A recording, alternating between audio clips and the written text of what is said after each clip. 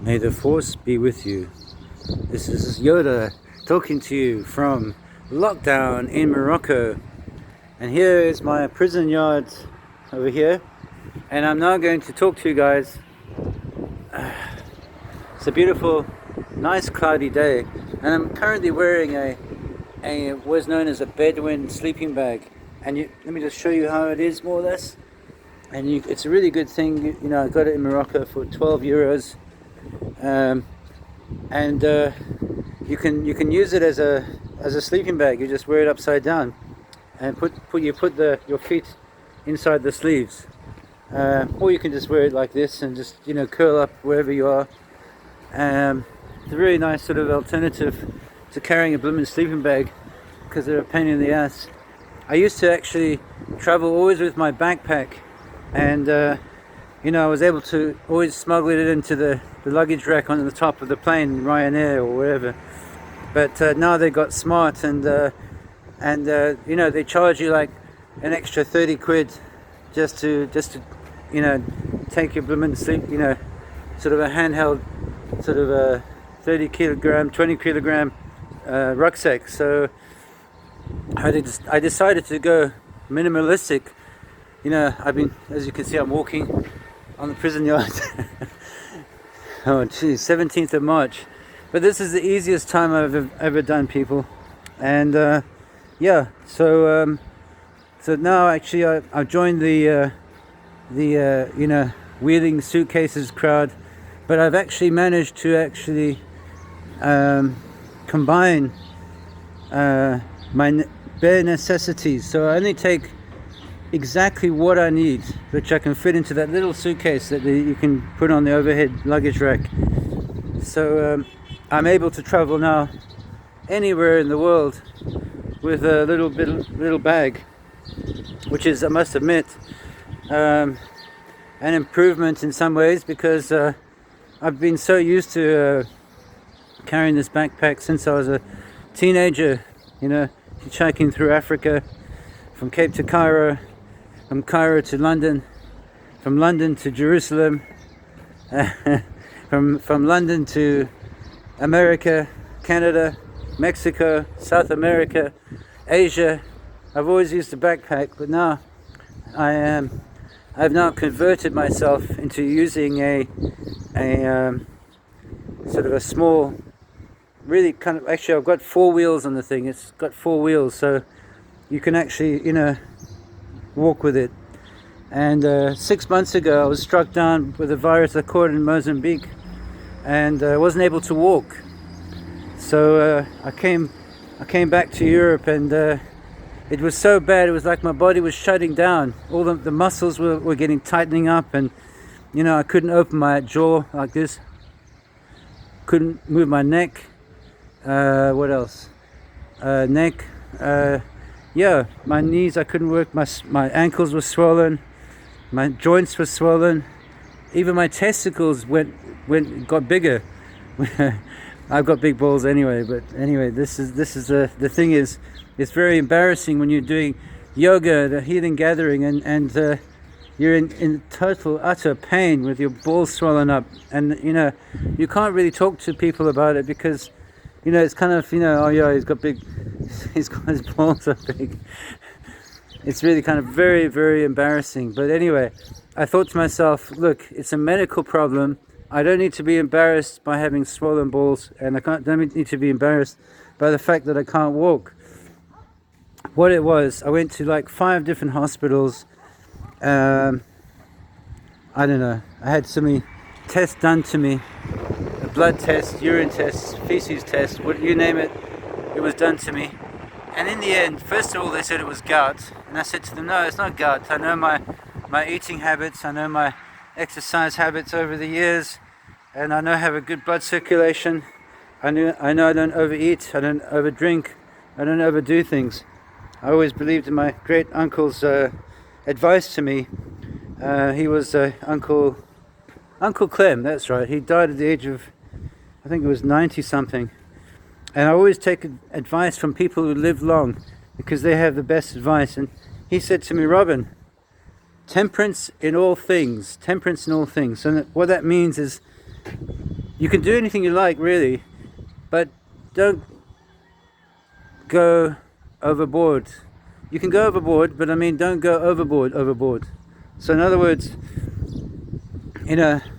learn what you want from whatever substance that you're interested in, whatever experience that you're interested in, but be temperate.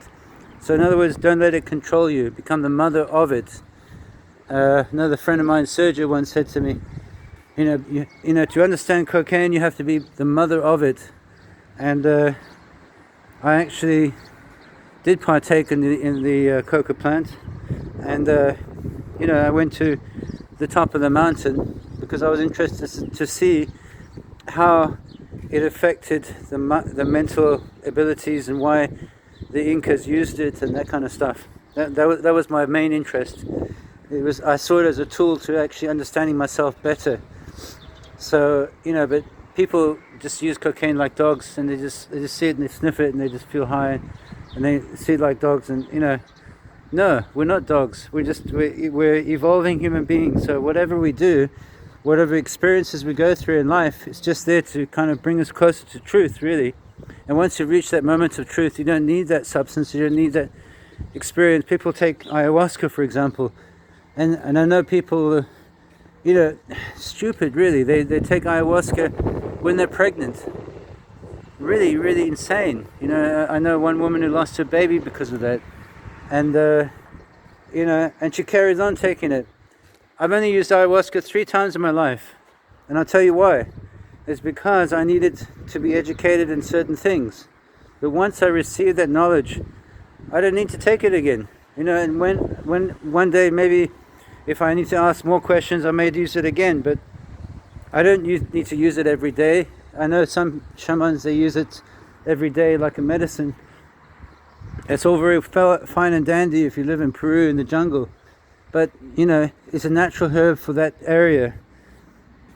And we've got this sort of ayahuasca tourism where you get 200,000 people coming to Peru every year to get high, and believe me, 3/4 of them actually are not really interested in changing themselves, because what happens with the grandmother, when it gives you the knowledge, okay, and you're able to face your fears, and once you actually you've got the guidebook to transform yourself, it's up to you to actually transform yourself, not actually up to the drug to transform you. The drug is the medicine. I'm going to call it medicine. It's not a drug.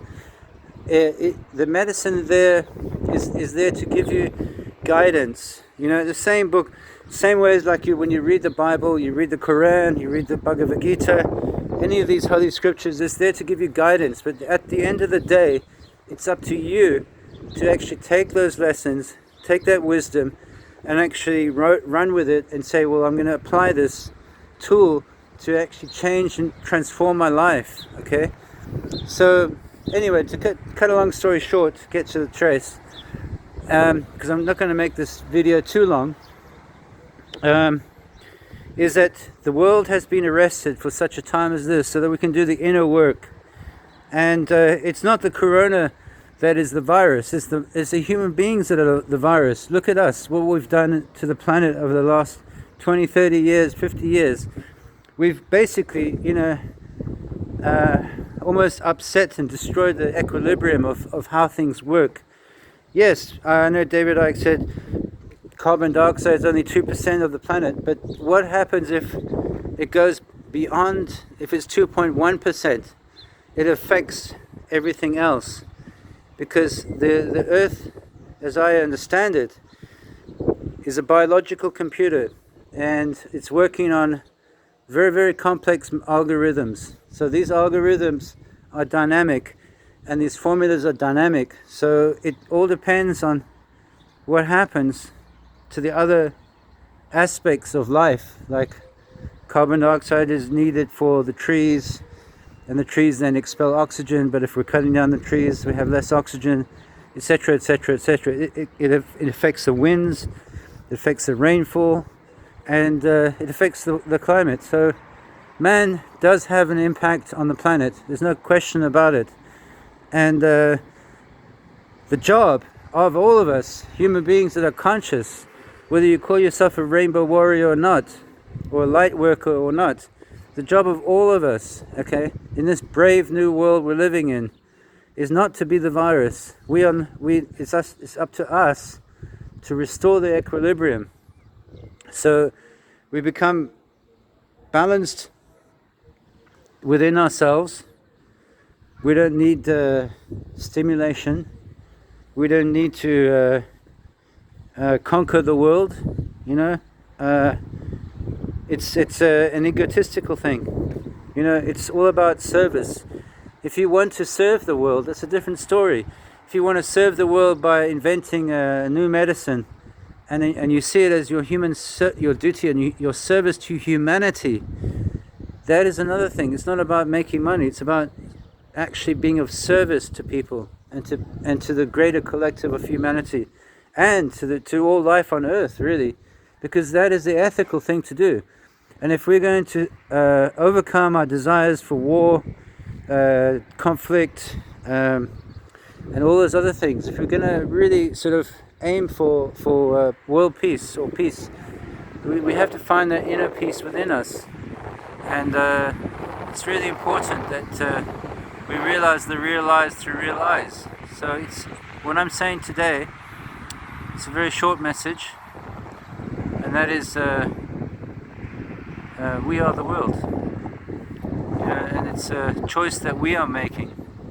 So if we make the right choices, we can change the world. We can change the world that we live in, and we can change ourselves from within.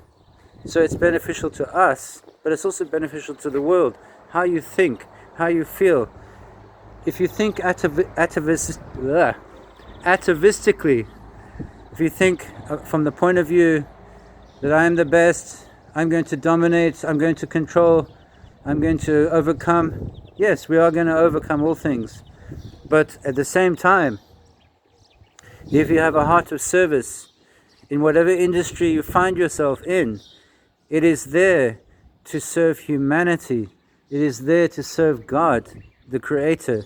It is there to serve yourself even, because you have to love yourself too before you can love anything else. If you don't love yourself, by actually making your fellow human beings unhappy and oppressing your fellow human beings with your philosophy or your ideology, you're not making the world happy at all. And the ends don't justify the means, by no means. At the same time, we have to be responsible, and we have to be temperate in all things, as my great grand-uncle once said.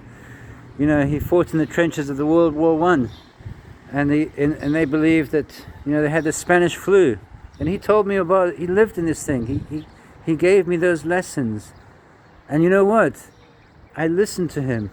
And we have the coronavirus now, but in his day, in his age, they had the Spanish flu. They didn't close down. They quarantined. Yes, they did quarantine, but they didn't close down. There was a war going on. They had to get up out of bed, and they had to go and fight. They had to survive. And millions and millions of people died. We live in a different world today.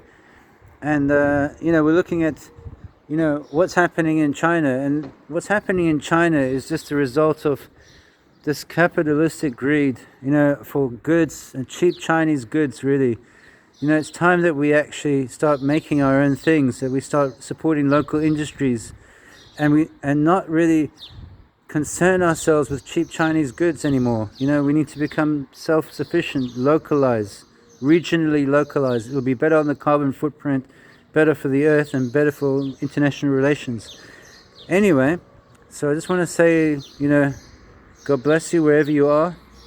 And this lockdown is reaching at a point of the end. But let's look at what we've learned over the last few weeks, and let's apply that to our lives. And may the sun shine upon us all as we do so. Thank you.